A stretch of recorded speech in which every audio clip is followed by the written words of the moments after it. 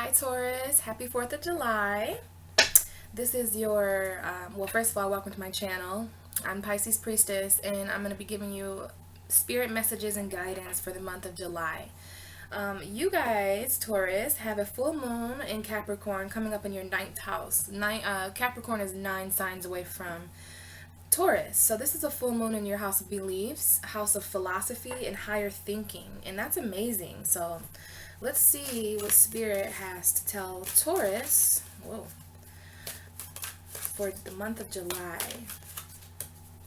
And what can Taurus expect from this full moon in their ninth house on July 9th?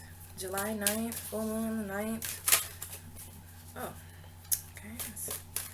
Alright, so we did have a card turn over. That's interesting. You have the Death card, Taurus. This is interesting because this is Scorpio's ruling card. Now, I don't want anyone to freak out, anyone who may not know much about tarot, but this is actually not that scary of a card, okay? The Death card is definitely speaking to transformations, maybe possibly even with a Scorpio. Some of you Tauruses may be with a Scorpio. Some of you Tauruses,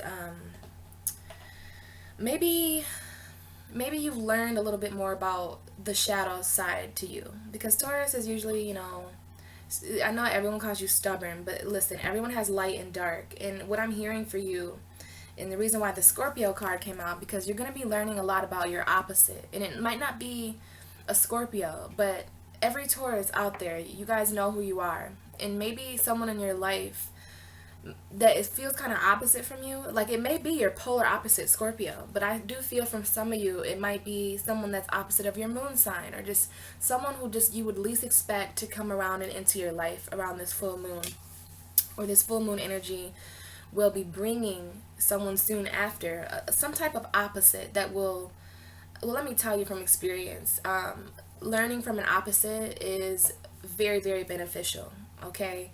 And also, I do believe this card came out because the ninth house, maybe you'll be believing or finding out more of the dark side or of the mysterious, secretive side of your beliefs.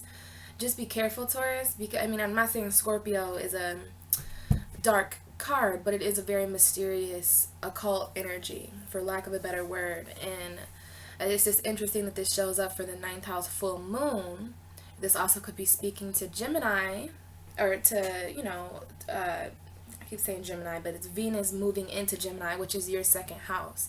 So your values and, because you are the second house, Taurus. So for there to be Venus in your second house, you will be just going over your values even more than what you already do, Taurus.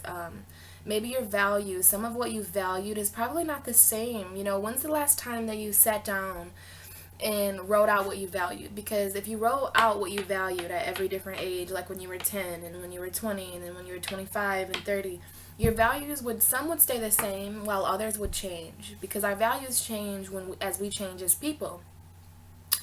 So what you value may be transforming, because that is, you have to look at the Death card as transformation. Scorpio is all about transformation, and it's not only death that we should focus on, but the rebirth process that happens after death.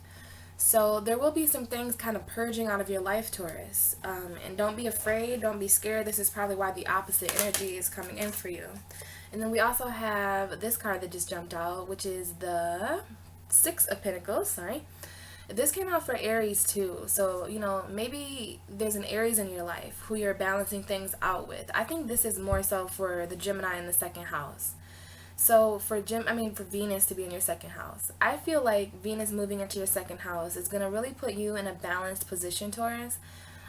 Maybe you're put in a very high position where there's going to be some people who are not doing as well as you, and you need to add balance to their life. But just make sure, the same thing I told Aries, with all these new values coming in and all these new beliefs, that you'll be reorganizing with the ninth house energy. It might make you decide something, Taurus, because I just had a lot of sword cards come out. The Three of Swords, the Two of Swords. So there might be some pain that this brings up too. You might have to make a decision based off of these new values that you find. And as far as being balanced and having more values in your life, be careful who you attract. The same thing I told Aries, because when a person gets more, they attract more, and you just have to be careful and pay attention and pay close eye who is coming new into your life. And you're very smart, Taurus. You're very good at sensing energy, so I don't doubt that you'll be able to, see the snakes. So, excuse me. So just be careful, Taurus, and be wise throughout July. Enjoy that full moon in your ninth house. That's very exciting energy. You will feel very, very philosophy. So, all right, Taurus. I hope you guys have a rest of the good month, and I will speak to you in Leo season.